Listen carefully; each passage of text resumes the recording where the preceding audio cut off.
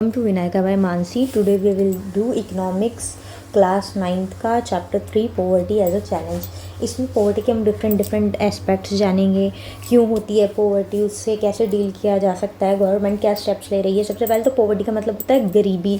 जब उस वाली सिचुएशन और कंडीशन हो जाए कि एक इंसान और या कम्युनिटी अपने बेसिक नीड्स को भी पूरा ना कर पाए, उसके पास इतने भी फाइनेंशियल रिसोर्सेज ना हो कि वो अपनी बेसिक नीड्स पूरी कर पाए, उसे बोलते हैं हम पॉवर्टी।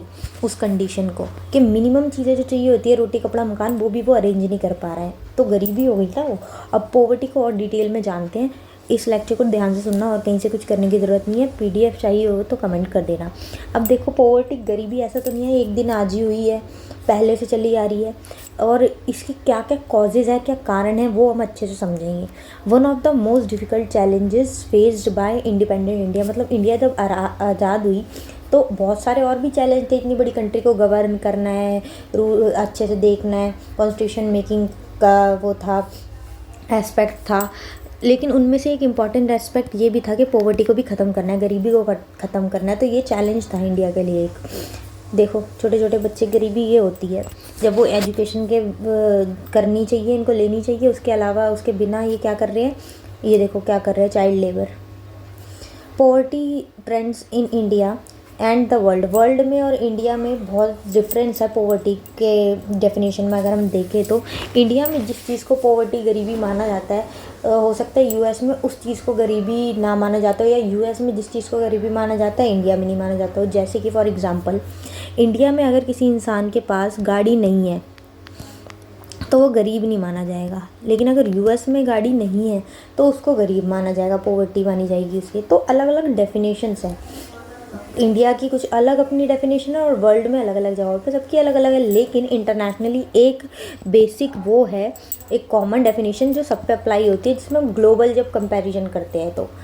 अब देखो, अब हम बात करते हैं पॉवर्टी। तो आपको समझ आ गई क्या गरीबी, जब एक बेसिक चीज़ भी एक इंसान वो ना कर पा रहा हो अपने लिए अरेंज, उनके फाइनेंशियल रिसोर्सेज इतने कम हो, एजुकेशन नहीं ले पा रहे हो, घर साफ़ सुथरा ना हो, सैनिटेशन नहीं है, क्लीनलीनेस नहीं है, हेल्थ केयर वो ना अपने लिए वो कर पा रहे हो एक्सेस, कुछ भी, मतलब उनके पास बेसिक फैसिलिटीज़ है ही नहीं, शेल्टर नहीं है रहने के लिए, घर रोड पे रह रहे हैं, तो ये सब होती है गरीबी, पॉवर्टी में आ जाता है। और एक चीज़ होती है पॉवर्टी लाइन, वो आपको समझाती हूँ। पॉवर्टी लाइन होती है, it is an estimated imaginary line developed by economist in order to define a poor person. देखो, ये तो पता ही है, रियल में तो कोई लाइन खींची हुई नहीं है जो पता चले पॉवर्टी लाइन है ये क्या है, एक इमेजिनरी लाइन है जो इकोनॉमिस्ट ने डेवलप करी है, जिससे वो डिफाइन करते हैं कि कौन बंदा पुअर है एक्चुअल में और कौन पॉवर्टी लाइन से बाहर आ रहा है, मतलब उसके किस रेंज से बाहर आ रहा है और वो पुअर नहीं माना जाएगा।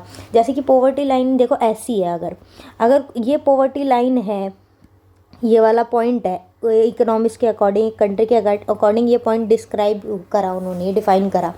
इससे इधर इधर वाले लोगों तो वो पुअर मान रहे हैं, इससे इधर वाले लोगों को वो इतना पुअर नहीं मान रहे, नॉन पुअर मान रहे हैं।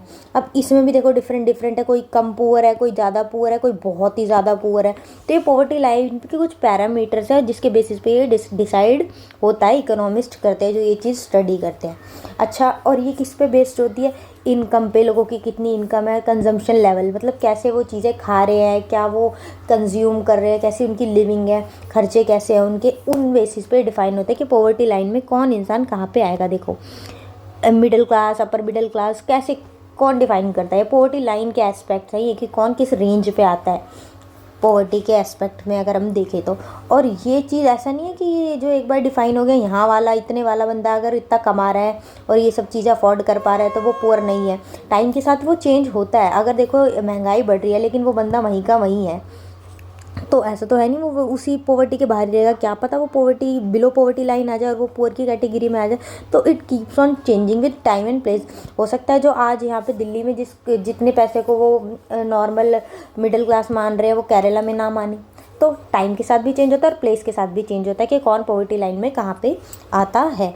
एग्जाम्पल, अ पर्सन हैविंग, जैसे मैंने आपको बताया कार अगर है किसी के पास तो यूएस में उसको फिर भी पुअर माना जा सकता है अगर कार है तब भी, लेकिन इंडिया में तो लग्जरी माना जाता है कार होने को, तो उसको पुअर नहीं माना जाएगा। टाइम के साथ और जगह के साथ चीज़ें चेंज होती है।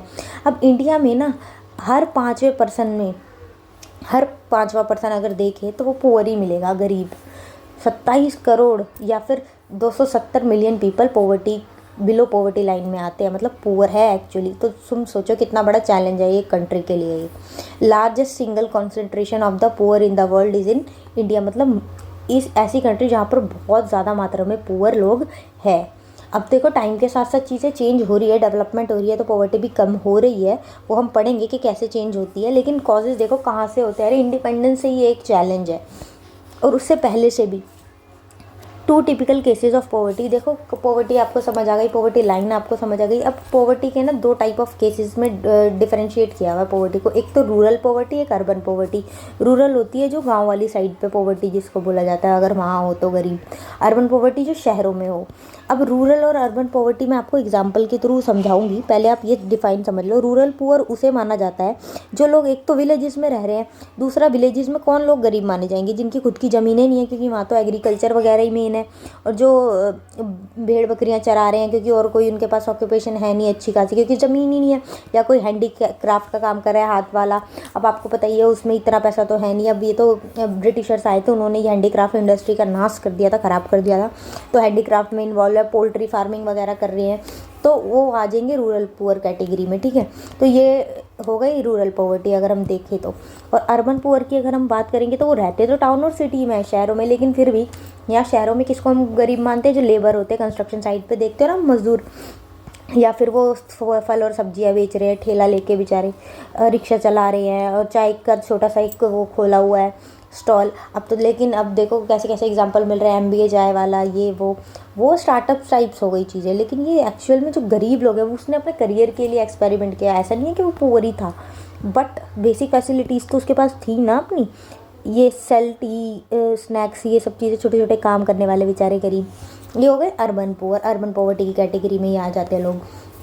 अब आपको एक एग्जांपल से समझाती हूँ। अगर रूरल केस की हम बात करें, एक बंदा है लखा सिंह जो रहता है मेरठ यूपी में। उसकी खुद की कोई लैंड तो है नहीं, ज़मीन नहीं है, तो वो क्या करता है, बड़े बड़े फार्मर्स के लिए काम करता है। और वो उसको कितने पैसे देते हैं, जैसे कि 50 रुपये दे दिए, पूरे दिन काम करवाया, 50 रुपये दे दिए। कभी कभी पैसे भी नहीं दिए, 50 रुपये भी वो दे दिया, वीट दे दिया, गेहूँ दे दिया, दाल दे दी, या कभी कभी सब्जियाँ दे दी, पैसे तो भूल ही जाओ। और फैमिली में कितने लोग हैं उसके, 8 बंदे। क्या ये इन चीज़ों से बेसिक नीड पूरी हो पाई? नहीं ना, तो गरीब ही होगा ना ये फिर। अब देखो, इसीलिए देखो रूरल पुअर में ये बताया था लैंडलेस लेबर, क्यों वो गरीब हो जाता है, इन कारणों की वजह से, ठीक है। और वो एक तो 8 लोगों की फैमिली, ऊपर से कच्चा घर है उसका। अब जिसमें जो 50 रुपये कमा रहा है उसका घर तो कच्चा ही होगा, और आउटस्कर्ट्स ऑफ विलेज, मतलब बिल्कुल जो मेन विलेज होता है उससे बिल्कुल ही परे होके वो रहते थे।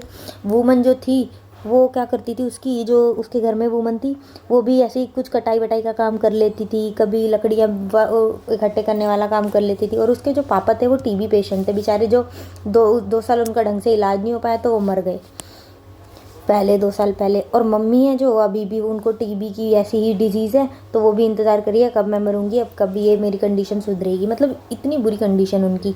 और विलेज में एक प्राइमरी स्कूल तो है, लेकिन वो वहाँ पे लखा कभी जा ही नहीं पाया, क्योंकि उसको एजुकेशन का तो टाइम नहीं है, उसको तो अर्निंग करनी है। अगर स्कूल जाने की सोचेगा अगर, तो भूखा मरेगा वो। तो 10 साल का जब वो था तभी से उसको काम करने की ज़रूरत लगी, और उसने काम किया। नए क्लोथ्स उनके घर में तभी आते थे जब बहुत सालों में एक बार आ गए तो आ गए।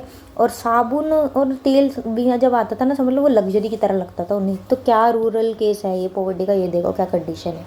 अब यहीं अगर अर्बन पे आ जाए तो देखो डिफरेंस देखना। एक 30 साल का है राम सरन, वो क्या है, डेली वेज लेबरर, जैसे दिहाड़ी के मजदूर होते हैं ना, कहाँ पे, व्हीट फ्लावर मिल में काम करता है रांची झारखंड में। और उसे कितने मिल रहे हैं, 1500 रुपये महीने के। अब देखो आप ये सोच सकते हैं इसे 50 मिल रहा है, ये 1500 मिल रहे हैं यहाँ पे शहर में, तो ये तो अमीर होगा। लेकिन नहीं, रूरल में जो रिक्वायरमेंट्स है उसके लिए 50 रुपये है, कम है। लेकिन 1500 अगर यहाँ आएंगे ना रूरल केस में, तो हो सकता है इसकी जो कंडीशन है थोड़ी इंप्रूव हो। लेकिन अर्बन में अगर 1500 रुपये मिल रहे हैं तो एक्सपेंसेस भी तो अर्बन एरियाज़ में ज़्यादा ही है ना। तो ये दोनों अपनी अपनी कैटेगरीज में गरीब हैं। देखो इसके 1500 महीने के मिल रहे हैं, लेकिन ये ऐसा नहीं है कि जब हमेशा ही हर महीने इसको मिलेंगे फिक्स्ड है, नहीं। जब जब काम होता है तब तो मिल जाता है सीज़न में इसको, क्योंकि ये गेहूं की फैक्ट्री में काम करता है, गेहूं का वो जो आटा बनता है उसकी फैक्ट्री में। जब नहीं होता काम तो ये कुछ और बेचारा ढूंढ रहा होता है, कभी कभी काम भी नहीं मिलता। और फैमिली में इसके 6 लोग हैं, और ये अपना घर भी, इसको गाँव में पैसे भेजने होते हैं। बताओ, अर्बन वाले के पास ये भी रिस्पॉन्सिबिलिटी है, जो घर में माँ बाप है बूढ़े इसके गाँव में। और उसके बाप के पास ऐसा तो नहीं है ज़मीन वगैरह, वो भी लैंडलेस लेबर है, वो वहाँ का रूरल अर्बन वो है पुअर। और उसका जो भाई है वो दूसरे शहर में रहता है, हज़ारीबाग में, इसका रामसरन का।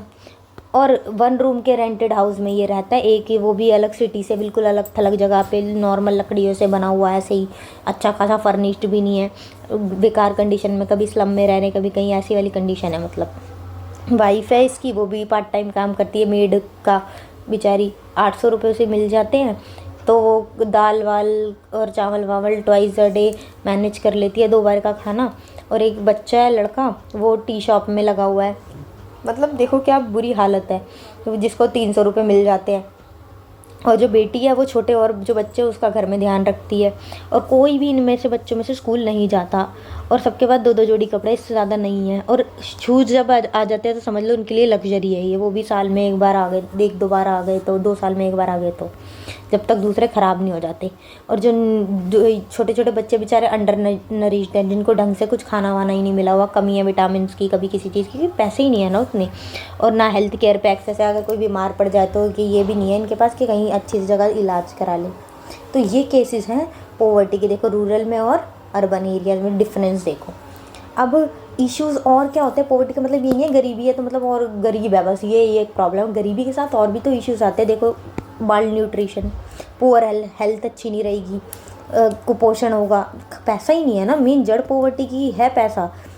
पैसा ही नहीं है तो ये सारी चीज़ें उसके साथ ही फ्री मिलेगी पॉवर्टी के साथ। इलिटरेसी, अनपढ़ है लोग, लैंडलेसनेस में यानी ज़मीन नहीं है खुद की, कोई घर पे छत नहीं है सर पे, चाइल्ड लेबर, छोटे छोटे बच्चों को भी काम करना पड़ रहा है, एजुकेशन तो भूल ही जाओ, अनएम्प्लॉयमेंट है, बेरोज़गारी है, साइज़ ऑफ फैमिली भी बड़ा बड़ा है, उनको वो अफोर्ड नहीं कर पा रहे कैसे जो भी उनके लिए बेसिक नीड्स हैं।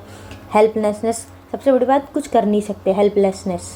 जॉब करने जाएंगे तो स्किल चाहिए, एजुकेशन चाहिए, वो है नहीं उनके पास। This is the reality. Okay.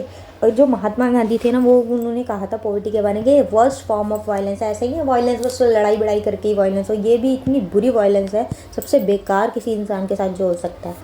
और इंडिया तभी सच में इंडिपेंडेंट मानी जाएगी जब जो पुअरेस्ट पीपल है, सबसे गरीब इंसान भी फ्री होगा ह्यूमन सफरिंग से, परेशानियों से फ्री हो जाएगा, तब हम मानेंगे हाँ भाई हम इंडिपेंडेंट हो चुके हैं। ये महात्मा गांधी ने कहा था। अब पॉवर्टी को ना कई जो सोशल साइंटिस्ट होते हैं, जो स्कॉलर्स होते हैं, वो देखते हैं डिफरेंट तरीके से भी और डिटेल में। वो देखते हैं कि पॉवर्टी के बहुत सारे एस्पेक्ट्स हैं। देखते हैं कि पॉवर्टी को डिफ़ाइन करने के ना बहुत सारे इंडिकेटर्स उन्होंने बनाए हुए हैं कि इससे पता चलेगा कि ये इंसान गरीब है। जैसे कि लो लेवल ऑफ इनकम है किसी की, हेल्थ केयर अपने लिए अफोर्ड नहीं कर पा रहा है वो हेल्थ केयर सर्विसेज, और साफ़ पानी नहीं पी पा रहा है, सैनिटेशन साफ़ सफाई में नहीं रह पा रहा है, बेसिक चीज़ें जो अनपढ़ है, लिटरेसी लेवल के बेसिस पर डिफाइन करते हैं ये पुअर कौन है। जॉब और अपॉर्चुनिटी नहीं मिल रही है किसी को किसी कंट्री में तो पॉवर्टी है। माल न्यूट्रिशन ज़्यादा है, मतलब कुपोषण बहुत ज़्यादा है। कंजम्पशन, मतलब अपनी कंजम्पशन के जो खर्चे हैं उनके वो कम है, क्योंकि पैसे ही नहीं है तो खर्चे कहाँ से होंगे, जब भी तो ये प्रॉब्लम्स है ना। तो ये सोशल साइंटिस्ट ने कुछ इंडिकेटर्स बनाए हुए हैं। अब पॉवर्टी को जब एनालिसिस करते हैं तो ये किस बेसिस पे करते हैं, 2 चीज़ों के बेसिस पे। एक तो सोशल एक्सक्लूजन और vulnerability is now becoming common. और ये हर जगह इन्हीं 2 बेसिस पे अब कॉमन हो गया है डिफ़ाइन करना कि ये पॉवर्टी है या नहीं है। जैसे कि सोशल एक्सक्लूजन का मतलब सोसाइटी में लोग अलग थलग कर देते हैं ना, किसी को, गरीब इंसान को ध्यान ही नहीं देते, ना उसको इम्पोर्टेंस देते, एक्सक्लूड ही कर देते हैं सोसाइटी से एक तरीके से, इनडायरेक्टली या कभी कभी डायरेक्टली भी। तो उससे पता चल जाता है इंसान पुअर है। वल्नरेबल मतलब कोई भी चीज़ हो जाए, जैसे कि डिज़ास्टर आ गया, कोई डेथ हो गई, तो सबसे ज़्यादा इफेक्ट कौन होएगा, गरीब इंसान। किसी के पास पैसा होगा वो तो मैनेज कर लेगा चलो, लेकिन जो गरीब होगा क्राइसिस की कंडीशन में, वही सबसे ज़्यादा वल्नरेबल है, जिस पे चीज़ों का सबसे ज़्यादा फ़र्क पड़ेगा। तो इन चीज़ों से डिफ़ाइन होता है। अब देखो, it is a cause as well as consequence. अब ये जो वल्नरेबिलिटी है ना, मतलब सबसे ज़्यादा जो इफेक्ट होए पुअर ही होएगा, वो एक तो कारण भी है पॉवर्टी का कि वो गरीब इसीलिए है क्योंकि उस पर चीज़ों का सबसे ज़्यादा इफेक्ट पड़ता है, और यही उसका वो भी है कॉन्सिक्वेंस गरीबी का कि गरीब हो इसीलिए आपको ये सब झेलना भी पड़ा। तो कारण भी बोल दो उसको और उसके नतीजे भी बोल सकते हो आप वल्नरेबिलिटी को। पॉवर्टी देखो क्या ही किसी इंसान को बिल्कुल हेल्पलेस कर देती है हर तरीके से। और ये एक प्रोसेस है थ्रू विच इंडिविजुअल्स और ग्रुप आर एक्सक्लूडेड। वल्नरेबिलिटी की जब हम बात करें, मैंने आपको बता दिया ना, वल्नरेबिलिटी मतलब एक प्रोसेस जिसमें एक इंडिविजुअल या ग्रुप्स एक्सक्लूड कर देते हैं, एक्सक्लूड हो जाते हैं फैसिलिटीज़ से, बेनिफिट्स से, अपॉर्चुनिटीज़ से, उनको नहीं मिल पाती जो दूसरे लोग इंजॉय कर पा रहे होते हैं। जैसे ये गरीब इंसान है, इनको एजुकेशन भी इनके लिए बहुत ज़्यादा वैसी है महंगी, हेल्थ केयर भी महंगा है, तो वल्नरेबल है ना ये। कुछ भी प्रॉब्लम आएगी तब जॉब अगर कम हो गई, दिहाड़ी के मजदूर अगर कहीं पे ये जो कंस्ट्रक्शन वगैरह कुछ और हो गया सिस्टम, मतलब ये चीज़ बंद हो गई मान लो, फॉर सपोज करो, तो सबसे पहले अगर रिक्वायरमेंट होगी किसी इंजीनियर वगैरह की ज़रूरत पड़ती है, अब तो मजदूरों से तो बोलेंगे नहीं जाके ये करो। अगर देश में महंगाई हो गई, सबसे ज़्यादा किसको इफ़ेक्ट पड़ेगा? गरीब इंसान को। रिच थोड़ा बहुत पैसा है जिस पे वो तो मैनेज कर लेगा, लेकिन मोस्ट वल्नरेबल कौन है? जो पॉवर्टी से पीड़ित है। तो वही बात है, वल्नरेबल भी वही है जो पीड़ित है, या फिर वो उनकी कास्ट ऐसी है, कास्ट सिस्टम के अंदर भी सोशली एक्सक्लूड कर देते हैं कि भाई ये वाली कास्ट है इनके, और तो इसको सोसाइटी से अलग कर दो, तो उसके भी इफ़ेक्ट्स गलत ही आते हैं ना बंदे पे। और मान लो सोने पे सुहागा अगर ये हो गया कि एक तो वो लो कास्ट का, ऊपर से गरीब, तो उसको डबल ही डिसएडवांटेज्ड है। क्या ही हाल होता होगा फिर उसको। सोसाइटी में कोई इज्जत तो छोड़ ही दो, बेसिक भी उसकी कोई ज़रूरतें पूरी नहीं होती होगी। पॉवर्टी लाइन आप समझ ही चुके हो। जब भी पॉवर्टी लाइन इंडिया में डिफाइन करते हैं ना, तो कुछ फिजिकल क्वांटिटीज़ का ध्यान देते हैं, जो मैंने बताया था ना, कुछ पैरामीटर सोच के डिफाइन करते हैं कि कौन पुअर की कैटेगरी में आएगा, कौन किसकी कैटेगरी में आएगा। एक तो फूड रिक्वायरमेंट, कितनी किसको ज़रूरत है उस हिसाब से, clothing, footwear, fuel and light, ये बेसिक चीज़ें हैं जिसके डिफाइन कराते हैं कि ये अगर है तो बंदा पुअर तो नहीं माना जाएगा इंडिया में, बट हाँ थोड़ा poor, less poor, absolute poor, ये सब चीज़ें देखी जाती है। मिडिल क्लास कौन है, रिच कौन है, वो देखा जाता है इन्हीं बेसिस पे। एजुकेशन और मेडिकल रिक्वायरमेंट लोगों की, ये चीज़ें होती है फिजिकल क्वांटिटीज़, जिसको फिर मल्टीप्लाई किया जाता है इनके प्राइस से रुपीज़ में, फिर पॉवर्टी लाइन पे उसको मेंशन किया जाता है और देखा जाता है भाई सबकी इनकम के अकॉर्डिंग। और जो अभी प्रेजेंटली फार्मूला है, तो फूड रिक्वायरमेंट जो है एस्पेक्ट, इनमें से फूड रिक्वायरमेंट वाला जो ये है ना, इसमें फूड रिक्वायरमेंट को कैसे नापा जाएगा भाई? कैलोरीज़ के बेसिस पे। मतलब कोई इंसान अगर शहर में रह रहा है तो वो कितनी कैलोरीज उसको खानी है, कंज्यूम करनी है, और अगर गांव में रह रहा है तो कितनी कैलोरीज उसको ज़रूरी है खानी, एक गांव के इंसान के हिसाब से और शहर के इंसान के हिसाब से। अगर वो ये कैलोरीज ही पूरी नहीं कर पा रहा तो वो गरीब है। तो ये वाला फार्मूला यूज़ होता है। और ये जो कैलोरीज है डिपेंड करती है एज के बेसिस पे डिफाइन होती है कि लड़का है तो इतनी कैलोरीज ज़रूरी है उसके लिए, लड़की है तो इतनी ज़रूरी है, सेक्स के बेसिस पे ज़रूरी है, इतना बड़ा बच्चा है तो इसके लिए इतनी कैलोरीज ज़रूरी है, थोड़ा एल्डर है तो इतनी ज़रूरी है।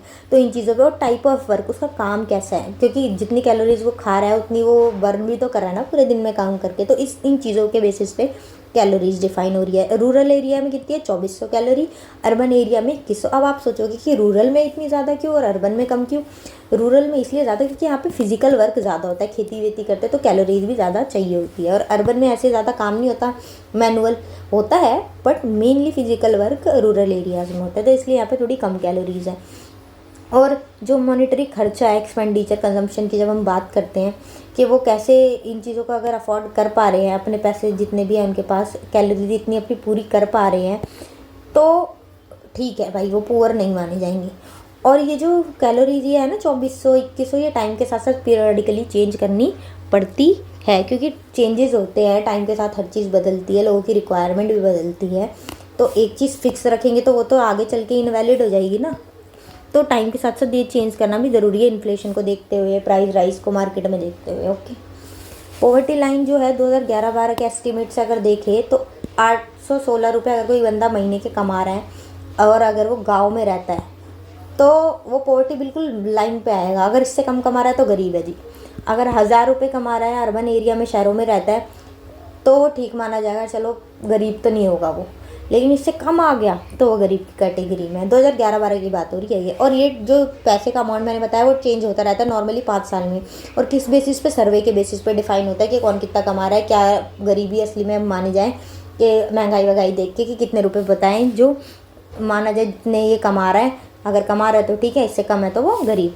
नेशनल सैंपल सर्वे ऑर्गेनाइजेशन है इंडिया में, जिसका ये काम है सर्वे वगैरह कराना और डाटा प्रोवाइड करना गवर्नमेंट को। जी ये डाटा है, आप पॉवर्टी लाइन में इकोनॉमिस्ट को बोल सकते हो, वो भी स्टडी कर सकते हैं कि इसको पॉवर्टी, इस अमाउंट को आप फिक्स कर सकते हो, इसके बिलो वाला पॉवर्टी लाइन के बिलो माना जाएगा, गरीब माना जाएगा। NSSO इसका काम है। और कंपैरिजन होते हैं फिर इस डाटा से, डेवलपिंग कंट्री ग्लोबल लेवल पे भी होता है, इंटरनेशनल ऑर्गेनाइजेशन भी करती है कि इंडिया में पॉवर्टी का क्या लेवल है, रशिया में क्या है, US में क्या है। वर्ल्ड बैंक का काम होता है अगर ये इंटरनेशनल लेवल पे हम देखें तो। और उन्होंने अपनी एक यूनिफॉर्म स्टैंडर्ड पॉवर्टी लाइन बनाई हुई है, क्योंकि ये इंडिया वाले कुछ अलग पॉवर्टी लाइन लेके चल रहे हैं, US वाले अलग। तो ग्लोब की जब हम कंपैरिजन की बात करें तो ऐसा थोड़ी किसी एक की बात मान लेंगे वो दूसरे पे अप्लीकेबल ना हो। तो इन्होंने अपनी यूनिफॉर्म एक पॉवर्टी लाइन बनाई जो सब कंट्रीज़ को उसी हिसाब से एक ही उस पर नापेंगे। अब उन्होंने क्या कहा कि अगर कोई $1.90 एक इंसान कमा रहा है एक दिन में, उससे कम अगर कमा रहा है तो वो भाई गरीब है। तो वर्ल्ड बैंक इस हिसाब से देखता है। ये 2011 में माना जाता था इतना, $1.90। अभी आप देख सकते हो, गूगल करके पता चल जाएगा आपको। ये देखो।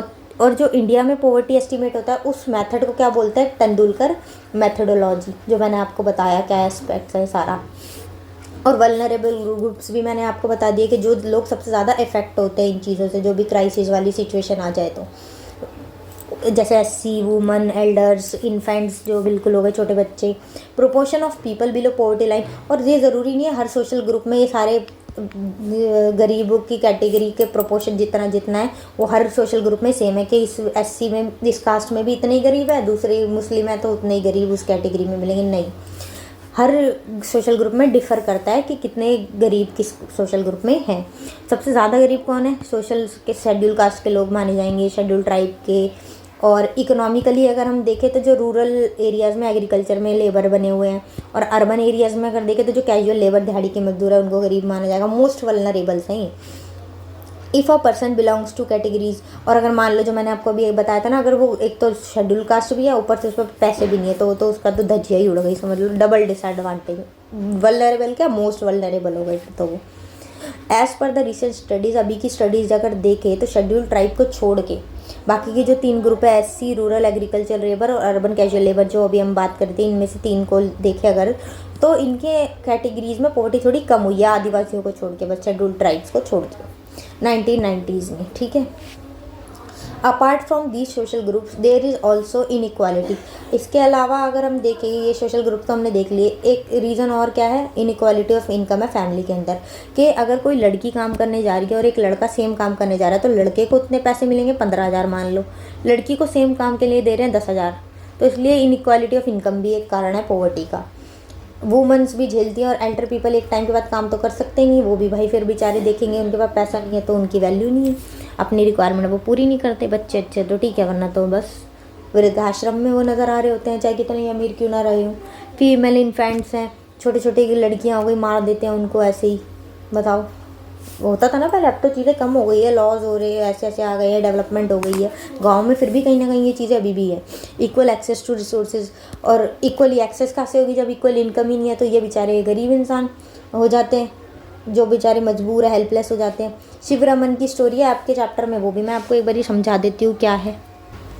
शिवरमन एक इंसान है जो तमिलनाडु के करूर टाउन में रहता है, और वो फेमस है टाउन किस लिए, हैंडलूम और पावरलूम फैब्रिक्स होते हैं जो कपड़ा, उसके लिए वो फेमस है टाउन। 100 फैमिलीज है बस उस विलेज में, और वो बंदा है कॉबलर कास्ट से अगर हम देखें तो। और काम क्या करता है, एग्रीकल्चरल लेबर है। कॉबलर कौन, मोची, ठीक है। और 160 रुपये कमाता है पूरे दिन के, और 5 से 6 महीने काम करता है बस साल में, पूरा साल काम भी नहीं कर रहा है, और बाकी टाइम पे ऐसी छोटी मोटी कोई दूसरी जॉब ही करता है वो। और उसकी जो बीवी है वो भी उसके साथ ही काम कर रही होती है, कभी कभी उसको काम मिलता है, बस ऐसा नहीं उसको काम मिला हुआ है। और जब वो करती है तो उसको 100 रुपये मिलते हैं, जहाँ उसके पति को उसी काम के लिए 160 मिल रहा है। देख रहे हो ना कितनी इनकम इनक्वालिटी है। शिवरमन जो है वो उसके फैमिली में 8 मेंबर्स हैं, और एक विधवा माँ भी है जो बीमार रहती है। अब देखा जाए तो उसकी माँ को ज़रूरत है कि एक उसके हेल्प करने वाला भी इंसान हो, डेली कामों में बूढ़ी हो चुकी है, काम नहीं होते। अब बीवी को भी काम कमाने जाना पड़ता है। 25 साल की एक बहन भी है जो अनमैरिड है, 4 बच्चे हैं, गर्ल्स हैं जिसमें से 3 यंगेस्ट है जो वो लड़का है सबसे छोटा। और उसमें से कोई सा भी गर्ल्स जो है, लड़कियां स्कूल ही नहीं जाती है, क्योंकि बुक्स खरीदना और अदर चीज़ें लग्जरी है उनके लिए जो वो अफोर्ड नहीं कर सकते। और ये भी है कि लड़कियों को इसलिए नहीं भेज कि इनके लिए एजुकेशन में लगा दे तो शादी के लिए पैसे कहाँ से जोड़ेंगे। और ये सारी चीज़ें ये ध्यान में रखते हुए इसलिए एजुकेशन पे खर्च नहीं कर रहे हैं। जो मदर है वो वेट कर रही है, जो विडो मदर है, कि मैं कब मरूँ कब सही हो, क्योंकि गरीब इंसान यही सोचता है ना, तभी हमें मुक्ति मिलेगी।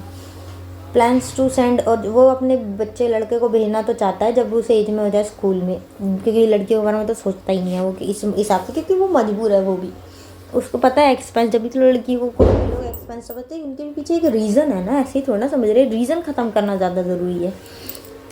Sivaraman can't find a suitable groom, और अपनी बहन के लिए भी वो अच्छा लड़का नहीं ढूंढ पा रहा है, क्यों? क्योंकि पैसा नहीं है, दहेज तो चाहिए ना, पैसा लगेगा शादी करने में भी, 2 वक्त का खाना भी उनके लिए मुश्किल है, कभी कभी दूध आ जाता है तो आ जाता है, वो भी बस लड़के को पिला देते हैं, बताओ, लड़कियों को वो भी नहीं मिल पाता।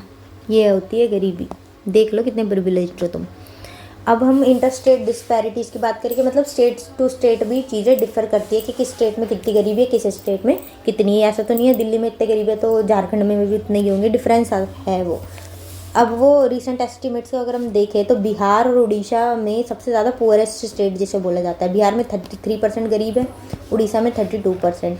और अगर रूरल पॉवर्टी की बात करें कि गाँव में तो गरीबी है ही है, साथ में अर्बन एरियाज में भी गरीबी है यहाँ पे, उड़ीसा में, मध्य प्रदेश में, बिहार और यूपी में। और there has been significant decline, लेकिन पॉवर्टी कम है हुई है कहाँ पे? केरला में, महाराष्ट्र, आंध्र प्रदेश, तमिलनाडु, गुजरात और वेस्ट बंगाल में। अब यहाँ क्यों कम हुई है? क्योंकि केरला में तो इसलिए कम हुई कि आप यहाँ पे ह्यूमन रिसोर्स पे बहुत ज़्यादा ध्यान दिया गया। आपने पढ़ा होगा प्रीवियस चैप्टर, नहीं पढ़ा तो वीडियो देख लो, प्लेलिस्ट में होगी। ह्यूमन रिसोर्स पे फोकस किया तो रिटर्न्स तो मिलेंगी, पॉवर्टी भी कम हुई यहाँ पे।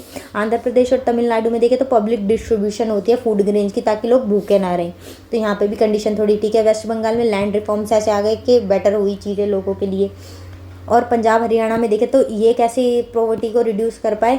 हाई एग्रीकल्चर ग्रोथ हुई यहाँ पे, क्योंकि ज़्यादातर ग्रीन रेवोल्यूशन का इफेक्ट यहीं पे था, फ़ायदा इन्हीं स्टेट्स को हुआ। तो इन एरियाज़ में ये कंडीशन है इंडिया में, ठीक है। स्टेट लेवल पॉवर्टी इन्हीं कारणों की वजह से थोड़ी कम हुई अगर स्टेट लेवल पे हम देखें तो। अब ग्लोबली अगर हम देखें, पूरे वर्ल्ड के एस्पेक्ट में देखें तो लोगों के जो पीपल है, गरीब लोग हैं, जो उनका प्रोपोर्शन है एक्सट्रीम इकोनॉमिक पॉवर्टी में जो रह रहे हैं, वो कौन डिफाइन करता है? वर्ल्ड बैंक, मैंने आपको बताई था। वो भी कम हुई है ग्लोबल लेवल पे देखें तो। पहले थी 1990 में 36% गरीबी पूरे वर्ल्ड में, अब हो गई है 2015 में 10%। Although there has been reduction in poverty but there is greater. अब देखो पॉवर्टी तो कम हुई है, लेकिन डिफरेंसेस भी बहुत ज़्यादा है अलग कंट्रीज़ में, कि किस लेवल पे किसको गरीब मान रहे, किसको कौन सी कंट्री अपने हिसाब से गरीब मान रही है। वर्ल्ड बैंक तो चलो कर रहा है, लेकिन एक्चुअल ग्राउंड रियलिटी भी तो है ना जो चीज़ देखनी चाहिए। इन साउथ ईस्ट और चाइना में अगर हम देखें तो पॉवर्टी कम हुई है, क्यों? क्योंकि वहाँ पे इकोनॉमिक ग्रोथ बहुत ज़्यादा हुई है, इन्वेस्टमेंट करी है उन लोगों ने भी ह्यूमन रिसोर्स डेवलपमेंट में। तो 88.3 थी 1981 में वहाँ पे गरीबी, और 2019 में कितनी हुई? 0.6। बताओ, बहुत चीनी गरीबी। देख रहे हो ना क्या रिजल्ट होते हैं ह्यूमन रिसोर्स पे इन्वेस्ट करने के। साउथ एशियन कंट्रीज जैसे इंडिया, पाकिस्तान, श्रीलंका, नेपाल, भूटान और बांग्लादेश में देखें तो वहाँ भी कम हुई है। 2005 में 34% थी और 2014 तक आते आते 15% हो गई, बिकॉज ऑफ डिफरेंट। और हर जगह देखो पॉवर्टी लाइन की डेफिनेशन ही अलग है, इसलिए पॉवर्टी इंडिया में कभी कभी वर्ल्ड में जो ग्लोबली देखते हैं तो वो ज़्यादा दिखा देते हैं हमारे जो हम समझ रहे हैं उस हिसाब से, क्योंकि हम समझ रहे हैं कि भाई 20 करोड़ गरीब है हमारे कंट्री में, लेकिन ग्लोबली अपने हिसाब से कैलकुलेट कर रहे हैं वर्ल्ड बैंक वाले तो 40 करोड़ दिखा रहे हैं। सबके अपने अलग अलग डेफिनेशंस है ना, तो ये कभी डिफरेंस आ जाता है। सब सहारन अफ्रीका में देखें तो वहाँ भी पॉवर्टी कम हुई है, पहले थी 51% 2005 में, अब हो गई 40%। यहाँ इतनी कम नहीं हुई बट कम हुई है। इन सम फॉर्मर सोशलिस्ट कंट्रीज, कुछ सोशलिस्ट कंट्रीज थी जो रशिया, वहाँ पे पॉवर्टी वापस से आ गई, ऐसी भी सिचुएशन है, वापस से रीसरफेस हो गई, जहाँ पे पहले देखा जाता था कि ये पॉवर्टी नाम की कोई चीज़ ही नहीं है वहाँ पे। इंटरनेशनल पॉवर्टी लाइन जो पूरे इंटरनेशनली यूज़ की जाती है, उसी को मायने में ध्यान में रखते हुए कंट्रीज़ को देखा जाता है कौन उस पॉवर्टी लाइन पे कौन सी कंट्री कहाँ आ रही है।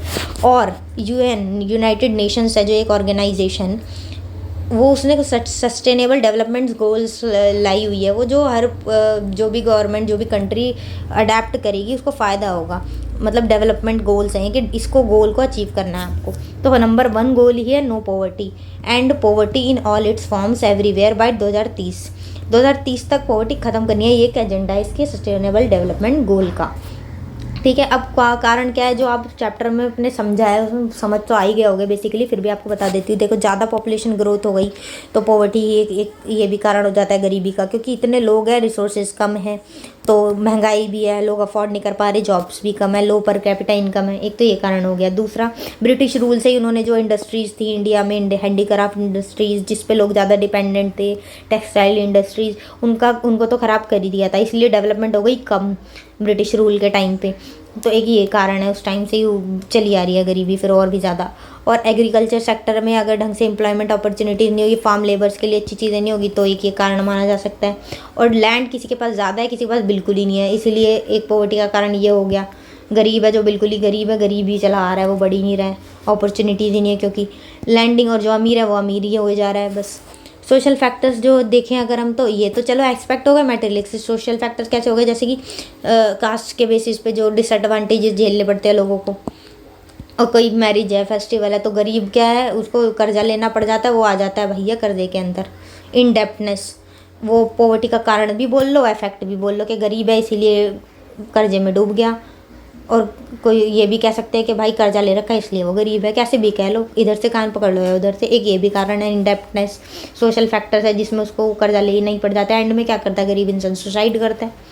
इनकम इनइक्वालिटी है, मैंने आपको बताया कि फीमेल और मेल में कितने डिफरेंसेस है, एक ही काम कर रहे हैं लेकिन उनको पैसा उस हिसाब से बराबर नहीं मिल रहा है। लो ग्रोथ रेट है, अगर जो 1980s तक रहा, लेकिन फिर तो ग्रोथ हुई, इसलिए लेस जॉब अपॉर्चुनिटी थी। ग्रोथ नहीं है तो जॉब कहाँ से होगी, ये भी एक कारण माना जाएगा। तो अल्टीमेटली तो लो ही इनकम है पॉवर्टी का कारण।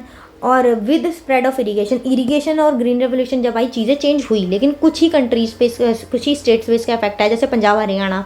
लेकिन अदर जहाँ पे ये इसका इफेक्ट ज़्यादा नहीं आया पॉजिटिवली, वहाँ पे तो गरीबी कम हुई नहीं। अच्छा, एंटी पॉवर्टी बुक, गरीबी की हमने इतनी बातें कर ली है, तो उसको ख़त्म करने के क्या मेजर्स हैं वो बात कर लेते हैं। देखो, पॉवर्टी हटाना इतने ऐसा तो है नहीं, एक चीज़ कर दी तो हो गया काम। It is a moving target, चीज़ें बेटर करनी पड़ेगी हर एस्पेक्ट में, तब धीरे धीरे पॉवर्टी अपने आप कम होती रहेगी।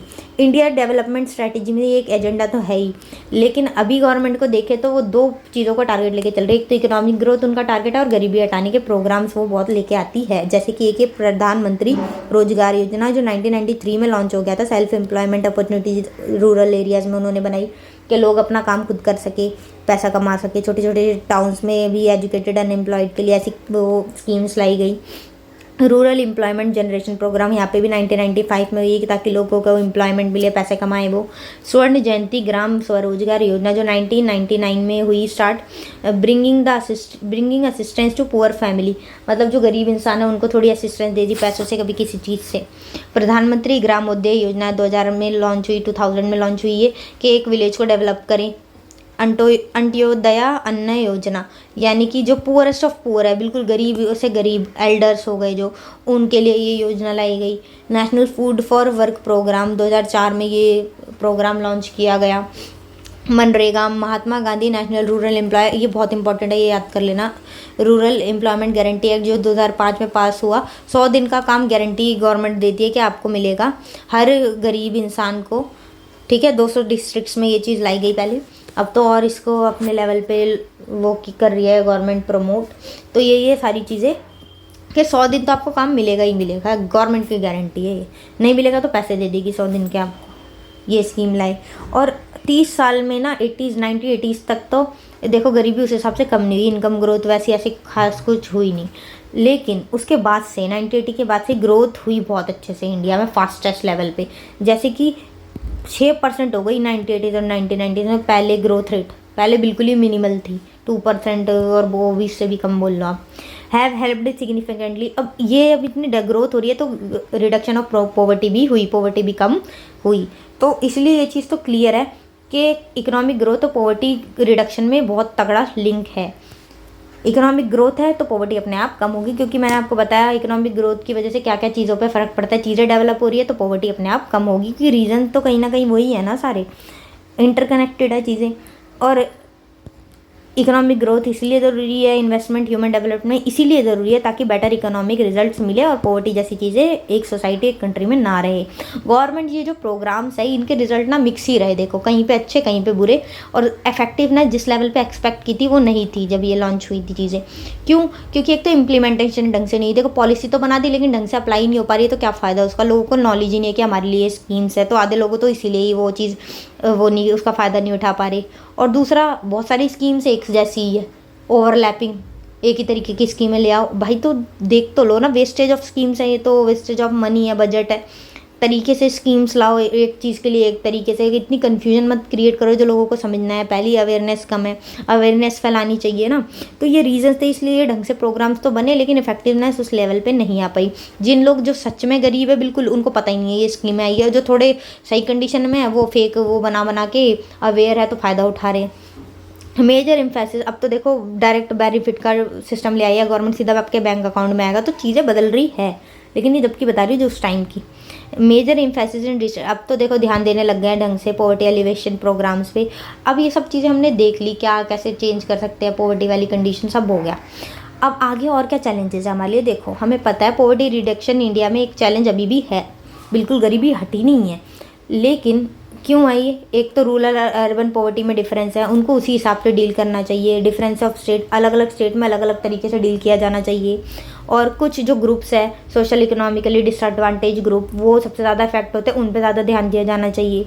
और जो ऑफिशियल डेफिनेशन बनाई हुई है पॉवर्टी की, वो सिर्फ एक लिमिटेड पार्ट की बात करती है, लेकिन असली में जब लोगों की पॉवर्टी की हम बात करते हैं वो क्या उस लेवल है, वो उन चीज़ों को वो इंक्लूड ही नहीं कर रही है डेफिनेशन। तो वो डेफिनेशन चेंज होनी चाहिए। सिर्फ बेसिक खाना ज़रूरी नहीं है, रोटी कपड़ा मकान है तो वो इंसान गरीब नहीं है, और भी चीज़ें होती है, ढंग से रहना भी बहुत ज़्यादा ज़रूरी है, वो चीज़ भी देखो। मिनिमम सब्सिस्टेंस लेवल है तो भाई ये गरीब नहीं है, लेकिन चाहे वो ढंग से जी ना रहा हो, तो this is not the case. ये होना नहीं चाहिए, डेफिनेशन में भी चेंज होने चाहिए।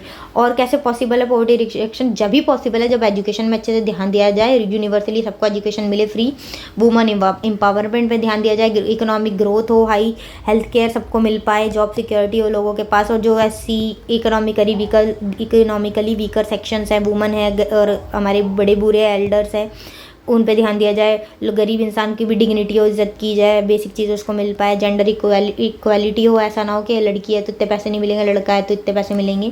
इक्वालिटी होनी चाहिए।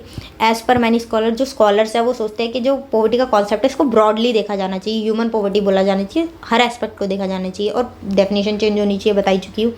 Eradication of poverty always a moving target, एक चीज़ कर ली, एक दो चीज़ कर ली और ख़त्म हो गया, ऐसा नहीं है कि स्कीम्स लॉन्च कर दी पॉवर्टी खत्म हो जाएगी। It is always a moving target, चीज़ें डेवलप करते चलो, डेवलपमेंट पे ध्यान दो, अपने आप पॉवर्टी खत्म हो जाएगी। This is it. Like share and subscribe. Vinayaka मैं मानसी।